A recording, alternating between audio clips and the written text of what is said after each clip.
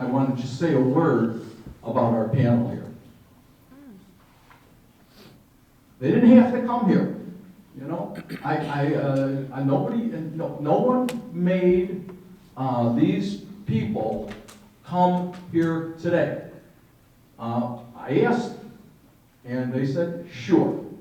And you know, it takes a lot of courage for all of you to come here today, because you know, who wants to go over and relive the past and think about your mistake that you made? On the other hand, you know what?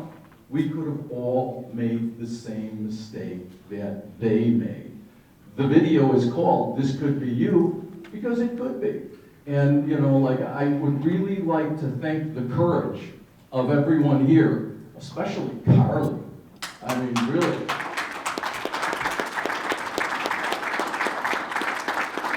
And so let's just realize that we made a mistake.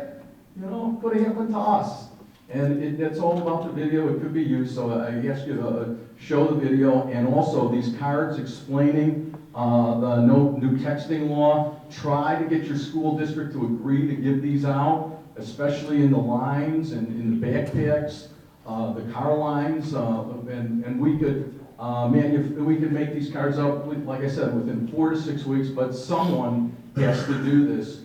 Maybe it's the driver's ed teachers to influence the superintendent or the school resource officers or someone to give them out.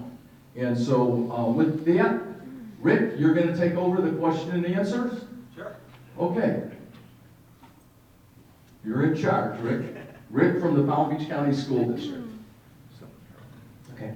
My name is Rick Blackwell. I work for the school district's TV station, the Education Network, on behalf of the Palm Beach County School District. Thanks to all the driver instruction teachers here today. We really appreciate what you do on a daily basis. And obviously, we were all moved by that video, so I'm just going to get out of the way real quick and just pass it to Carly. I'm going to move the microphone a little bit closer to you if I can. There is going to be some time for some Q&A. We're going to go right down the line. If you guys could make maybe an opening statement and tell us a little bit about, we know your situation specifically, but for the other three, maybe a little bit of details about your specific incident. And just Carly, let's start with you. Thanks. Hello, my name is Carly Tomica. Can everyone hear me? So everyone knows my story because we all were able to just watch it. That is never an easy thing for me to do, to sit down and relive that. That is by far the worst choice I have ever made, and it is something that I have to live with for the rest of my life. That is an evening that I don't even remember. I don't even remember making the choice to drink and drive. That's scary. I don't remember making the choice to continue to drive. I don't remember any of that. And like the video said, I was not someone who believed in drunk driving, who thought that that was an okay thing to do. And it still happened. I still made that choice when I was under the influence. And I think that people don't realize when you're under the influence, you make choices that you wouldn't normally make. You do things that you wouldn't normally do.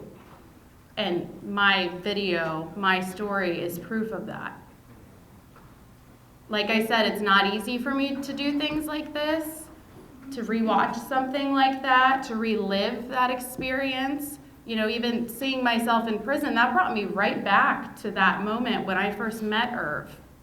That brought me right back to being in that blue outfit and being behind bars and having a conversation with someone who lost his daughter, who was on the opposite side of that. That brought me back, and that's not easy. But I have to remember, this isn't about me anymore. This is about everyone else that this is going to impact. And as hard as it is for me to be here, I believe that there are kids, there are people that are gonna see that video and think, I will never make that choice. I will never drink and drive. I will never end up where she ended up. And that's what I have to remember. Yes, it's challenging. Yes, it's hard, but it's not about me. It's about the impact. So enough about me. I'm going to introduce Jessica. Hello. My name is Jessica. Hello? Can you guys? Oh, my story starts, I was a student at the University of Florida. I was studying telecommunications and sports management. Right, so I had just graduated from the University of Florida in May of 2012, and in June, a month later, I was at a party, and I had been drinking, and I made the choice to leave the party. I headed towards a friend's house, and on my way there, I struck a girl on a bicycle named Rebecca Harris, and I made the horrible choice that I have to live with for the rest of my life, and I left the scene of the accident. And a week later, Rebecca died, and it's something that I relive on a daily basis. I relive that moment. But like Carly said, it's not about me anymore. You know, it's about helping any kid that I can help to hear my story. I spent 7 years in prison, and now I was just recently released in September. I'm on house arrest for 2 years, and then after that I have 5 years probation. So, right, this isn't about me anymore. This is about helping any kid that I can help, and to see a bigger picture. I know that when it was me, it was happening to me, I didn't see a bigger picture. I couldn't see past my own self, right? And even when it was happening and I was in prison, I didn't know what I was going to do. I didn't know how I was going to turn this around. But here I am, and I know that my story can help kids. I know that. I know that so much. Because if they can meet me and hear our story, I know that kids will make a different choice when they're put in that situation. So my dear friend Mila, I'll give the mic to her. Thank you. Good morning, everyone can hear me. My name is Mila. I was also incarcerated for DUI manslaughter. My accident occurred in Dade County in 2013, just on the corner of Biscayne and 14th by the Omni station for the Metro Mover. Very typical evening and day. It was the second to last week of summer vacation, and I was out with my girlfriends, and at the end of the night, after a night of drinking and everything, I was originally not the designated driver, so there wasn't a thought in my mind that, you know, I had to watch my drinking or I had to worry about being the one that was driving us home. My friend Irina Reinoso wanted to go to my house, so we decided to leave the apartment that we were at, and we tried to go to my boyfriend's apartment at the time, and for about 45 minutes we're trying to just stay there, and he wouldn't answer, so I just decided to drive us. And at the time I had a membership to a car rental service called Car2Go, which was a service with smart cars that you could rent off the streets. And it wasn't even 2 minutes into driving that I T-boned in my smart car a pickup truck, and Irina was not wearing her seatbelt. She died on impact from an aortic tear to the heart. And I know from reading text messages after the fact that there was many distractions, including the phone, that happened in the car on the way home. But I can't tell you exactly that I remember what was going on because we were both under the influence. I was under the influence. this is only my second time publicly speaking.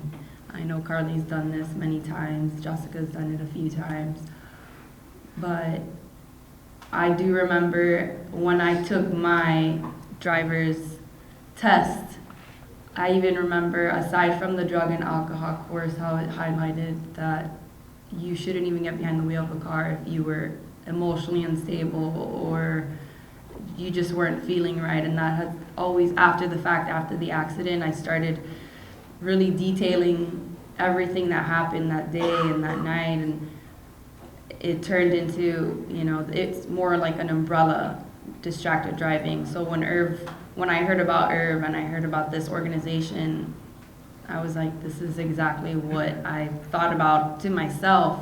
You know, there should be more of an outreach on the umbrella of what could happen and all the different distractions and all the things. But as we all know, drinking and driving is still, and texting and driving is coming up there, the biggest killer of other people on the road. So thank you, Irv, for inviting us. Good morning. My name is William Altier. I've been volunteering with Irv and the Dori Saves Foundation for about 5-6 years now. I was involved in a DUI-related accident in August of 2003. I went out to dinner one evening with my girlfriend. I had 2 drinks over dinner, left and dropped her off at her house, and drove home down Palmetto Park Road. And when I approached Federal Highway, my car collided with a woman that was taking a left-hand turn, and my car, the passenger side of the car was impaled. The woman was impaled in the dash. She died at the scene. Marie Fabiano, her daughter, Teresa Fabiano, her daughter Maria was 8 months pregnant, and she lost her baby to blunt force trauma about a day later. I was quite resentful of the whole situation that I was in while I was in prison for 5 years. And then when I came home and I was on probation, you know, I met my wife and I had my first child. And when I had my first child, I cried uncontrollably, and I immediately felt the loss of what she went through, what her family went through. And I was invited by Emily to listen to one of these school speeches that we were doing, and I just had to speak. And it's challenging. I've done it a lot of times. I'm still scared. You can probably see me shaking right now. It's uncomfortable.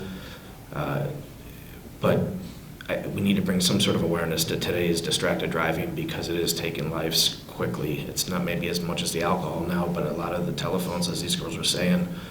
I do my best to give everything I can to the community. Again, as Irv said, we're volunteers for this. It's not mandatory by you know, our probation or anything. And we just want to bring awareness to driver safety. And I welcome any questions from anybody here. There's not much I've ever not been asked, and I'm here to help in any way I can for any of the schools. So please ask some questions. If you have a specific question, raise your hand. We'll walk around, and if you could also address that question either to one individual on the panel or all 4. Also, they've also given us the intent that you guys would be willing to go to the individual schools. Yeah, absolutely. Yeah. So what's really pretty amazing about this is not only you're the audience today, but your kids should be the audience in the weeks or months to come. So I think the great work of Dori Saves Lives, being able to facilitate that and to make that happen is pretty special. But anybody have any initial questions right now that you want to ask? Yes, sir, go ahead. I don't have any questions, but I do have a couple of statements. First off, I want to thank everybody out there on the panel for coming here and doing what you're doing. I think we do owe them a round of applause.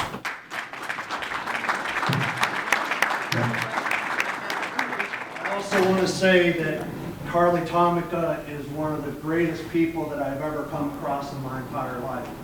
The reason I know her is I own the driving school that provides the driver's education programs for Indian River, St. Lucie, and Martin counties. And Carly comes out to our schools, talks to every class, one-on-one, and I can't tell you the amount of feedback that I get as the owner of that organization about the impact that she has on our new drivers. So that video, as horrific as it was, it tore my heart right out of my chest, because that is not the Carly Tomica that I know, and I'm very proud to be associated with you, Carly, and I want to make that public, okay? Well, I have questions associated with that. Carly, when you go speak to those students on the Treasure Coast, what are you trying to relay to them? Are you doing it because of your probation, understanding of 15 years probation? Is it a sense of obligation? Just what is your motivation to go to those classes, and what do you try to tell the kids? So I was sentenced to speak 5 times a year at a high school or college by the judge. Last year I spoke over 20 times. I go as much as I possibly can. Obviously, you know, I do work. I was in school. I recently graduated, but I make the time to get to these schools. I'm not compensated to go any extra. You know, I don't get any pats on the back or anything off of my sentence to do more than I do, but I do this because I believe in it. I believe that there are kids that sit there and listen to me and hear my story and do get something out of it. Now, I'm realistic. I know the entire class isn't going to get something out of it, but I believe someone will. And if I can help one family not experience what I went through, what Stefano's family went through, that is 100% worth it, because I wouldn't wish this upon anyone. You know, there's no winners with drinking and driving. Every person loses. The person who's responsible, the person who dies. You know, a lot of people think, oh, well, you made this choice, you're a bad person, you meant to do this. I think I can speak for all of us when I say none of us knew that's what the outcome was going to be. None of us knew that that would really happen. And yes, maybe we were naive, but we did not know that's what was going to happen. We did not mean to kill anyone. We made a really bad choice, and I think kids need to know you're not invincible. It doesn't matter who you are, what you look like, where you come from, how much money your parents have. None of that stuff matters. There is no special type of person that is going to be responsible for a DUI-related incident. You know, it doesn't matter. There's no special quota that you meet.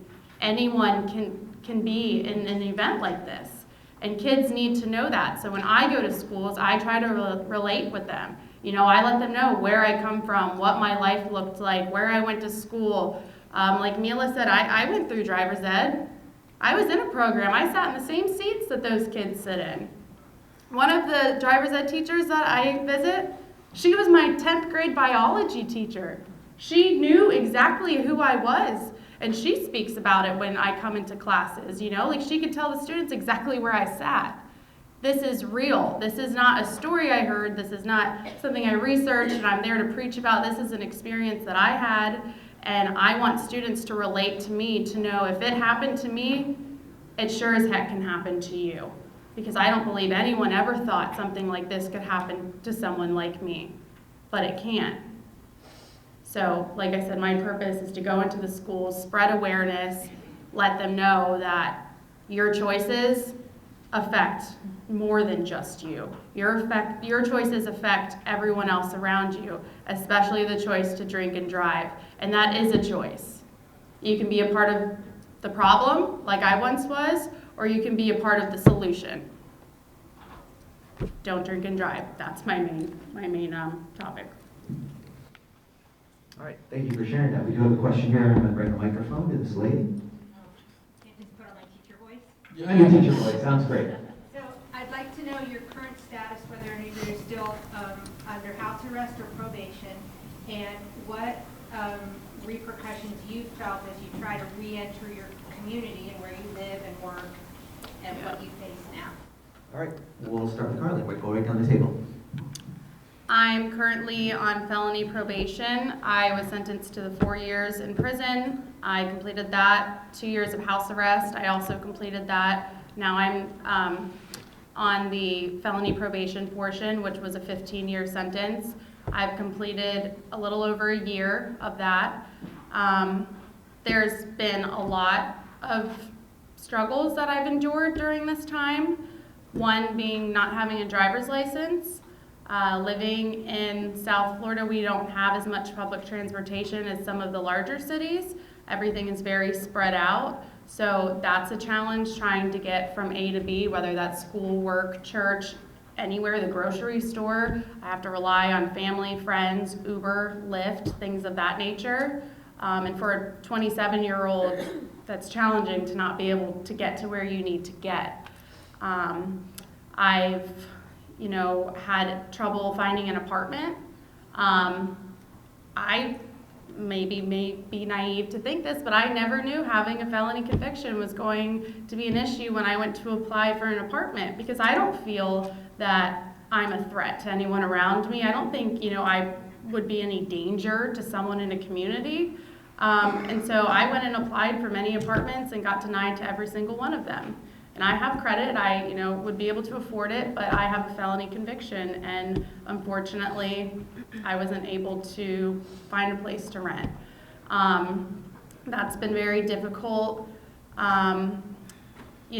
For jobs, I have to check the box that I am a convicted felon. If there's a background check, I know that's going to come up.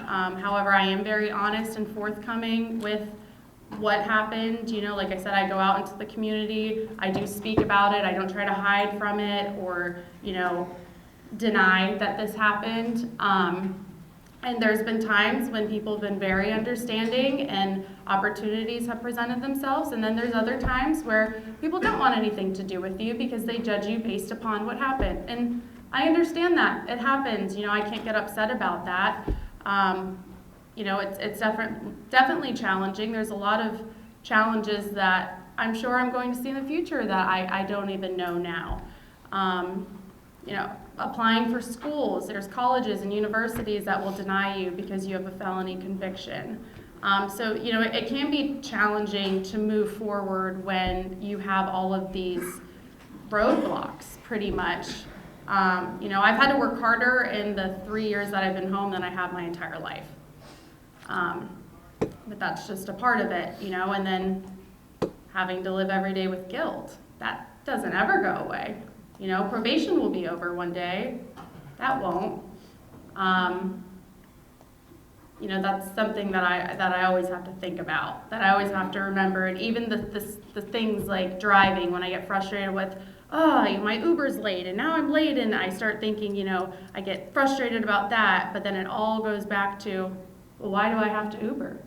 Why can't I drive? That's why. So that's something that you have to live with, and that's the biggest challenge by far. So I asked about our sentences. So I did 7.5 years in prison. I finished that in September. I'm now on community control for 2 years, which is house arrest without a bracelet, without a monitor system. And then I have 5 years felony probation following that. And so I would say all those things that Carly just said are definitely big struggles. The apartment, my mom's a real estate agent, and she looked at me when I said I want to get an apartment. She was like, that's going to be hard. And I was just like, great. But like apartments, schools, the way people look at you is probably the hardest. My probation officer at this time, I'm 30 years old, right? So I'd like to think that I'm an adult. And I have a guy who comes and checks on me. He shows up at my house probably 3 o'clock in the morning, 5 o'clock in the morning. Any times during the day, I have to come outside, it's just, it's this constant feeling of that you're under supervision, and I get it, I know what I know what I did, and I know I have to take those consequences. But it's just another reminder every day that you're not normal. You're not living this normal life as much as I'd like to. Right? So, and the hardest thing for me, right, is the emotional aspect of it all.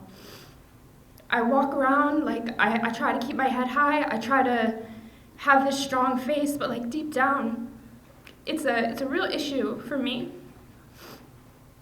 I was just recently released in September, so it's still very fresh. It's still, and I know that it never really will go away, but it's definitely something, the look that people give me is somewhat sympathetic from certain people, but then you get very judgmental looks, very harsh words. I know that sometimes I still go online, I don't know why I do this, but I'll read the news article and I'll read the comments underneath.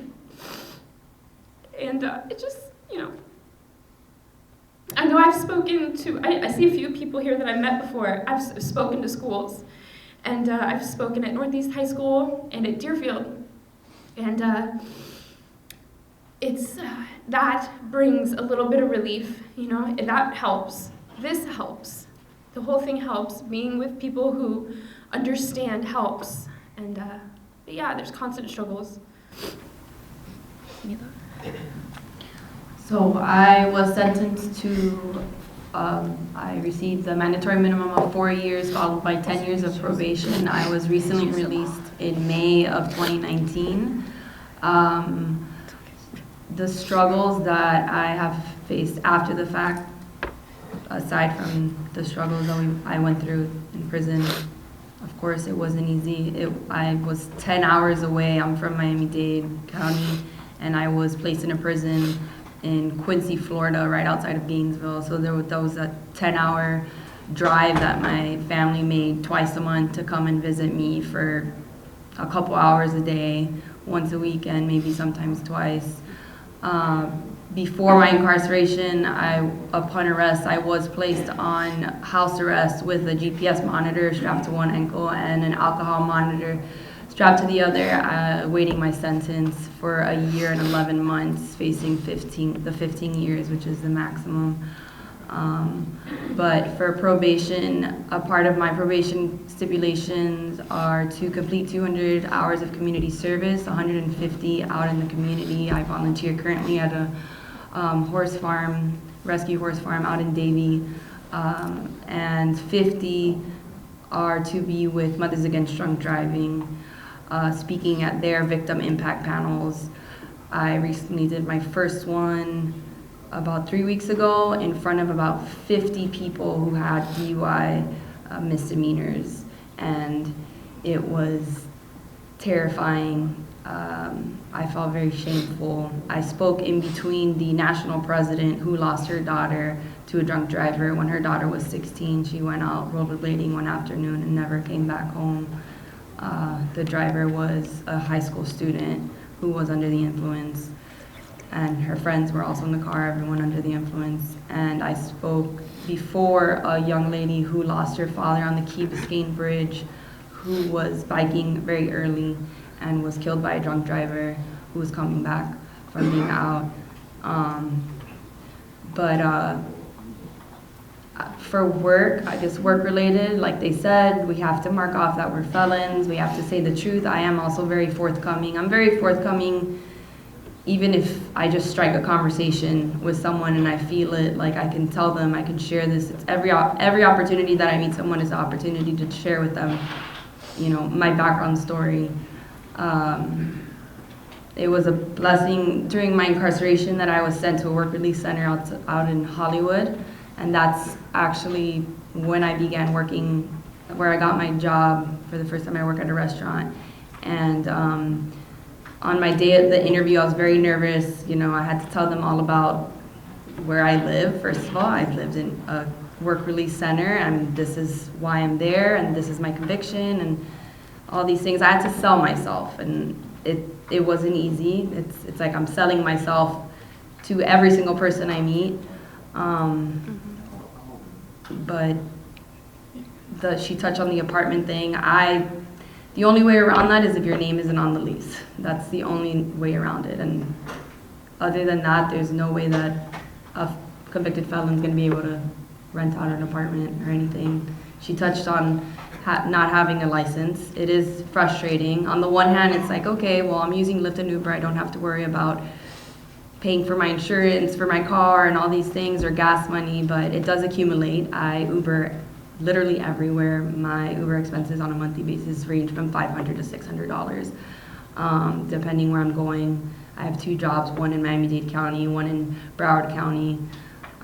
So it's a lot of commuting, a lot of money goes to that.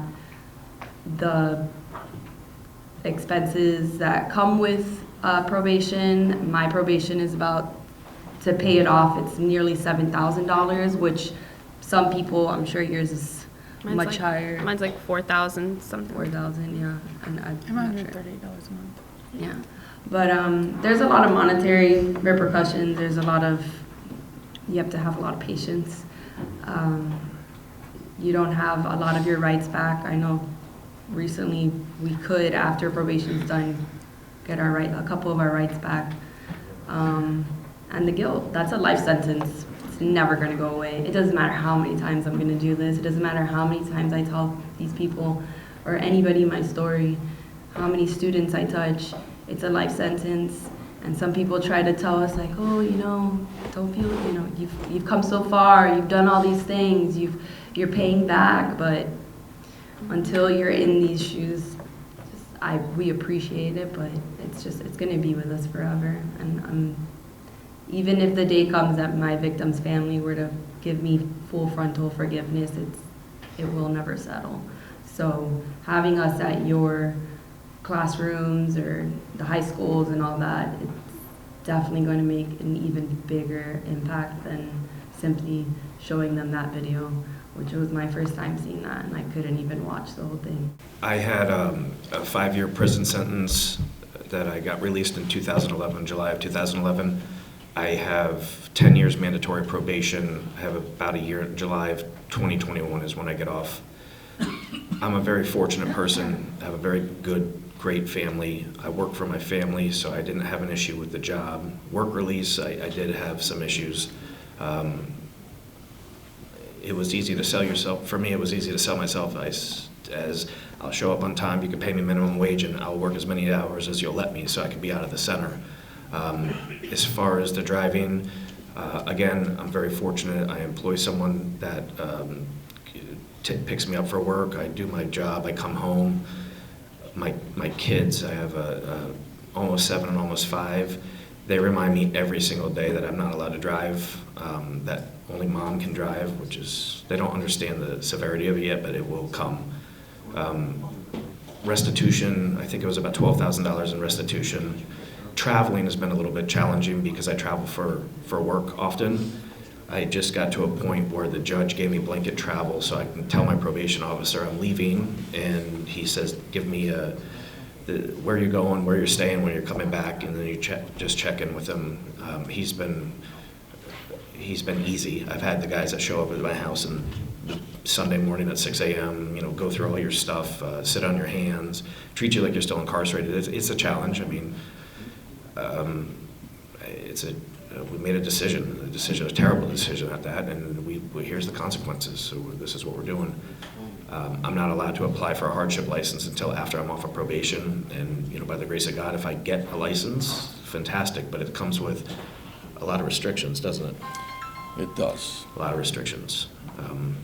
Did I answer? Okay, thank you.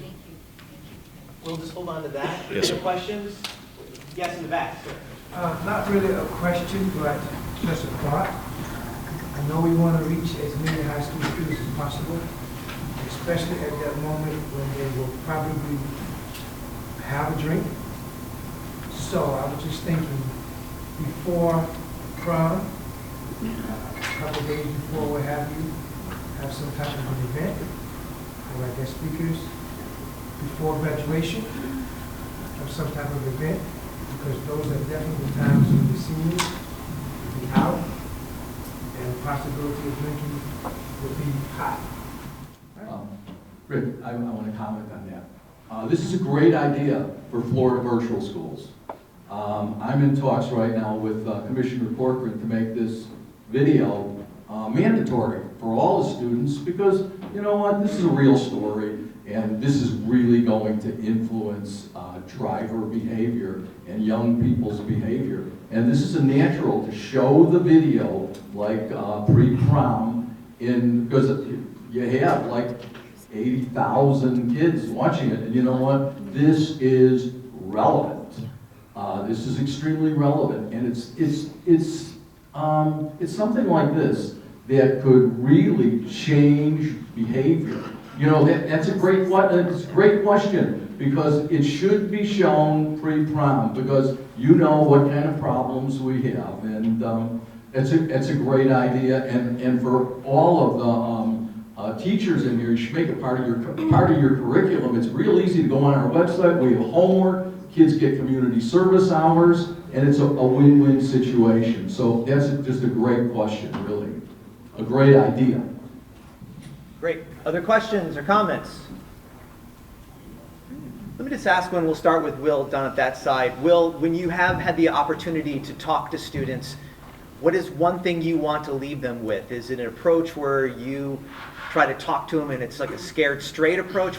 As we have these driving instructors here, what is the recommendation or thought process where you think we can reach them most effectively?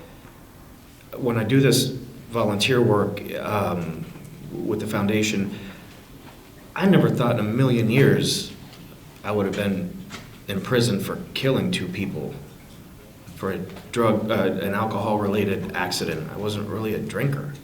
It just, something terrible happened when I want them to understand they're not invisible, they're not invincible.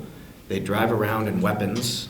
The minute they take their eyes off it to look at the telephone, I mean, for a long time, I ride around on a Sunday with my son on a bicycle, and when he was a little guy, right in the front, the little wee rides, and you just see so much terrible stuff that people just don't pay attention to, and you don't, until it's too late, until it happens to you or happens to somebody else. I just want them to understand there's consequences for everything, and it's a harsh reality. There was not an amount of money that you could throw at the stuff to make it go away, and you live with it every day, and it's a challenge, and most people don't really register until something happens to them or somebody close to them.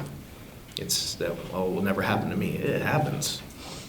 I want them to understand it's serious out there. Thank you for sharing that, Will. Mila, as you think about it, and you're going to be talking to kids, what's the one thing you want to leave them with to be thinking about? Well, Carly again touched on it. A major theme that I like to reiterate to not just children but adults and parents is that the law doesn't discriminate. It doesn't matter where you came from. It doesn't matter how you were raised. It doesn't matter how much money you have or any of that. It doesn't matter if you have a record, don't have a record.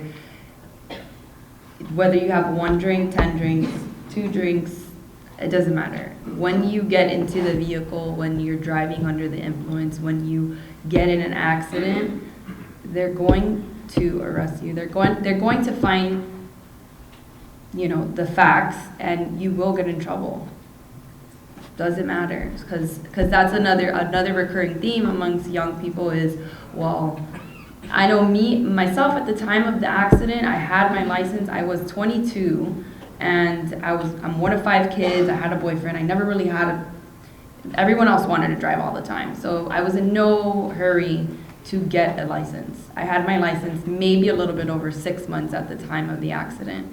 And I got in the car with people who had been drinking many times, and they were the designated driver, but they were the designated driver who had just a few less than the rest of us.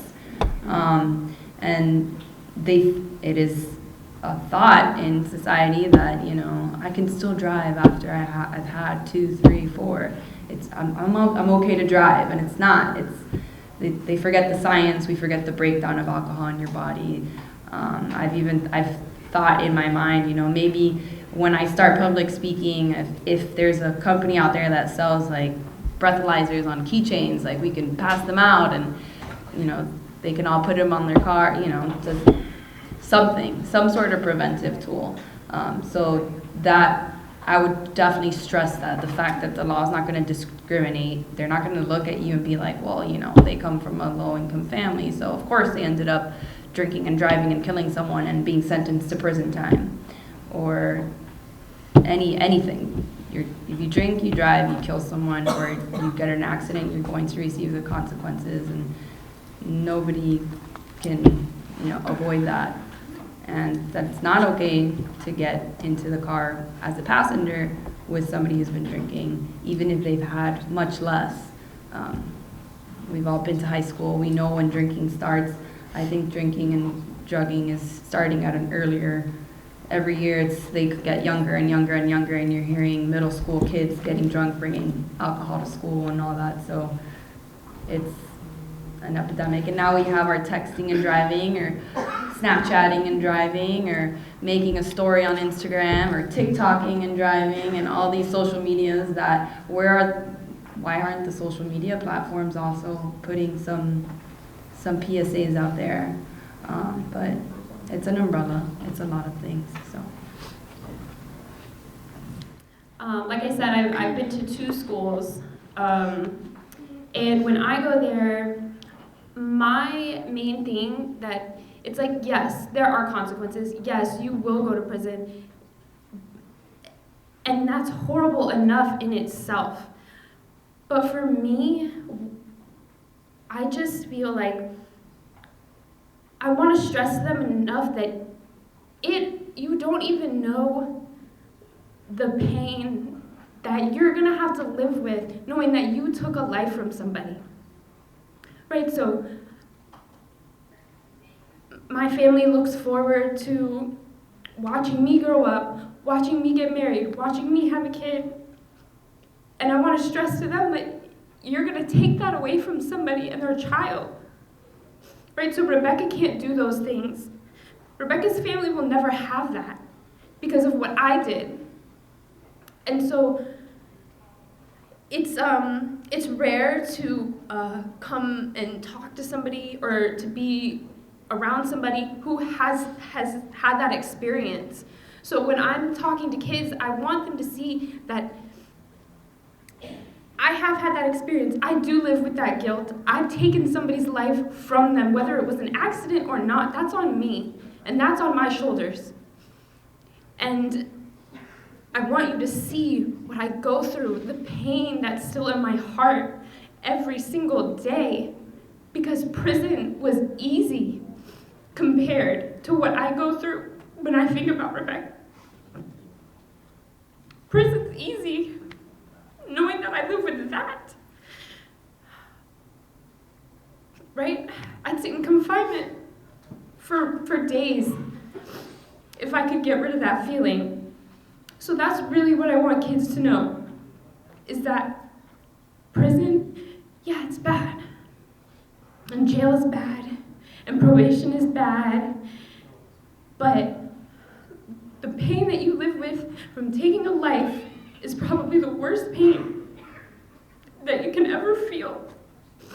And so that's really what I like to tell the kids, because it's not about me, right? My story's not about me. I don't do the story to make myself feel better. I don't do the story because my probation officer wants me to. I don't do the story for that. I do it because I know Rebecca would want that. I know Rebecca's memory doesn't die just because she died, you know? I know Rebecca would want that, and I know Rebecca would be very proud to see me standing up here and telling you guys a story, because I know she doesn't want to be forgotten. So any kid that I can reach and tell them her story and tell them about her, I'm all for. So, there you go. I believe I already answered that one. Thank you for sharing that, by the way. I understand in the audience there are some family members of some of the victims. If they would like to stand up and maybe share some of their thoughts. Anybody? Can you come up here in the front? Good for you. Good morning. My name is Elvira Dago. I am the mother of Mila Dago. Mila is mother of my 5 children. And I want to put out there, nothing that I can say about what they said. But I want you to know something that's very important, and sometimes I feel that it's been forgotten in the midst of all of this. It's not only about the life that you lost, because there is nothing that can surpass that. But something that, to give us hope for those out there who have the opportunity of this incredible organization and what our children have gone through, to give back to your students, is the prevention, but it's also about the life that you will lose as you know it forever. Because I know that's what's happened to my family, but it's also been an incredible opportunity. We're a very faith-filled family. And I believe that God has chosen us on this mission with a great hope of saving many lives. And it's heartbreaking, and we live with it every day. I now, since Mila's accident, we're now grandparents as well. We have a 1-month-old grandson, sport, and a 7-year-old grandson, and a 10-year-old. So the value of life is precious and priceless. So we hope that we reach your hearts, and that through our pain, a lot of pain can be prevented. And I thank you from the bottom of my heart for giving us this opportunity. My condolences to your family. Anybody else? Anybody else want to speak? Final questions? Wait a second, you want to speak? No. Okay, nobody else? We have a gentleman over here that has a question or a comment. Yes, I noticed the young lady just talked about Rebecca a lot. Talking to the panel, you guys have any relationship to the victim family? I know they're angry. I can answer but that. you have any relationship with the victim family? No, we don't. Actually, that's one thing that weighs very heavy on my heart, is that I know that when I went to court, I was able to meet her family, and I actually set up a thing like the day before I went to court, and I sat down with just them in a room, and I told them exactly what happened, second by second, because I felt like I owed it to them to not say that in a big room. I owed it to them to say that personally to them, and for them to say whatever they needed to me, and that was really hard. And since my court date, I have not heard from Rebecca's family. I have not heard. I know that they said that when I went to prison that they wanted to keep in contact with me, and they wanted to do something positive at the end of this. But that has not happened. They've never reached out. They've never tried to have any kind of reconciliation with me, and I know that that is something that comes with time, but that is a huge hole in my heart, and I understand it, but it's something that hurts a lot to not be able to connect with her family on that level. So no, we don't have any communication, and that's another huge hurt for me. Do you want to answer? For me personally, I was very, very blessed to have received forgiveness for what had taken place. That is not a blessing that I take lightly, because as we've heard today, not everyone has gotten that. And I believe that's what carries me through and why I'm able to get up and speak and to do this. And I have wanted to reach out over the years so very much. I have to be mindful that these are not just my feelings, and his family may not want to hear from me, and I have to be conscious of that. You know, I can't just reach out and write a letter. I have to contact my attorney, and then my attorney has to contact their attorney, and it's like, which takes away the personalization of all of it too. You know, I so wanted to write a thank you letter. I was looking at 11 to 30 years per charge. If the judge wanted to, I could have had up to 60 years in prison. And his wife agreed to 4. 4! Because she forgave me. Stefano, he believed in second chances. And without that forgiveness, I wouldn't be here today to speak to all of you. I most likely would still be in prison. And that is something I really want to do, is I want to reach out. I have to think of how to do that the right way. I have to think, you know, do they want to hear from me? Would that be disturbing their peace? Because I definitely don't want to do that. I brought enough harm, enough destruction in their lives. I would never want to do anything to upset them. And so, you know, I think about that. Every time I go to a school, I do a presentation, I speak, and then afterwards I open it up like this to question and answer. And I was just telling John, every single time, every class I go to, there will be one student that will ask, are you still in contact with his family? Do you still talk to them? Do you still speak to them? Have you spoken to them since all of this has happened? And, you know, I always have to tell them, no, unfortunately, I haven't. But that is something that I really want to do. I'm afraid to. I'm honestly afraid to. You know, I was so blessed to have gotten forgiveness. What if that's all I get? You know, what if they don't want to hear from me anymore? What if they've kind of wiped their hands and have moved on with their lives and want to put me behind them? You know, of course I want to reach out and tell them all the things that I've done and that I want to continue to do, and all the schools I've gone to, and all the letters that I have from students that have written me saying how it's impacted them in a positive way. Like, I want to get all of this together and send it to his family, like she said, to let them know his memory is not dead. You know, his memory is still alive and living and being used to help others and impact them in a positive way. This is an awful, awful, awful event that took place in my life. And if I could go back and change it, I would do that without a doubt. But unfortunately, I don't have that choice.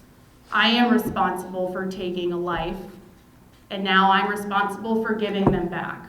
And that's what I believe this program is about, is saving lives and giving lives back so other people don't have to experience what all of us went through, what Irv and his family went through. Because like I said earlier, everybody loses. Everyone got a phone call or a knock on the door that they weren't expecting, whether that was people like Irv or our parents. Because they didn't expect to get that phone call either. Nothing could have prepared them for what they experienced either. Everybody loses. And kids need to know that it's not just about them. Their choices don't just affect them. You know, this is serious. And it keeps happening. People keep drinking and people keep driving. People keep getting distracted and driving. It's the same story, but with different characters and a few minor different details. And we all know the story. We all know that when you drink and drive, someone could die. But people still do it. So hopefully, by hearing us, by seeing us, people will not do that. And I think it's so important to have us in your classrooms. Yes, the video is wonderful, but to see us in person, to be able to talk to us, to be able to ask us questions, to be able to see we're more than just someone on a screen. We're real people that experience real emotions, that have to wear this every single day. That's important, and that's what we're losing with this move of technology, the personalization, you know, to be able to reach out and talk to someone and see that this is real, because that's the whole idea behind this. This is real, and it can happen to you. We're not just characters in a story. And unfortunately, we had to go through this, but hopefully we went through this so others don't have to. We've already lived it, so other people don't have to. To answer your question, sir, my victims hate me. I'm a murderer. I'm a killer. I shouldn't be able to breathe the free air that I'm breathing right now. And that's a hard pill to swallow. When I was charged, convicted, I wrote a letter of an apology at my sentencing hearing, and I don't know if it fell on deaf ears. However, they gave me pictures of their stillborn son, pictures of the mother's funeral. I went back to court to try to get off of probation a little bit early, and once again, I was not welcomed at all. I apologized again. There's nothing I can do to make them forgive me. I do this because I don't want anybody to go through what I went through, my family, their family, or anything in between. But I have to deal with the fact that that's the label that they feel. They feel that I'm a killer and a murderer, and I didn't intend to do that. It unfortunately, circumstances happened in a choice, and here we are.